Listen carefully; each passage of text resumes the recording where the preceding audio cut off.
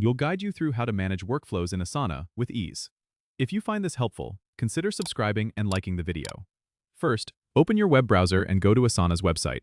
Once you're logged in, head over to the left-hand sidebar and select the project where you want to manage workflows. Now, click on the Workflow tab at the top of the project page. This is where all the magic happens. Here, you can visualize and adjust the flow of tasks across your team. Start by reviewing your current workflow stages. You can add, remove, or rename these stages by clicking on the Edit button next to each stage name. To add a new stage, simply click on the plus icon and give it a meaningful name that reflects the task's status. Now, to automate your workflow, use the Rules option.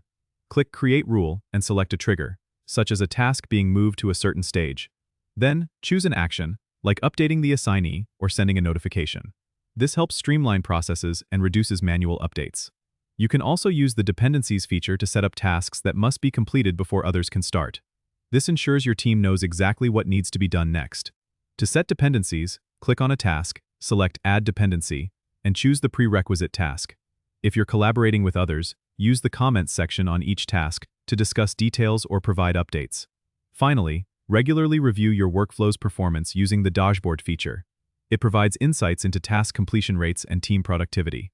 Don't forget to subscribe and comment if this helped you out.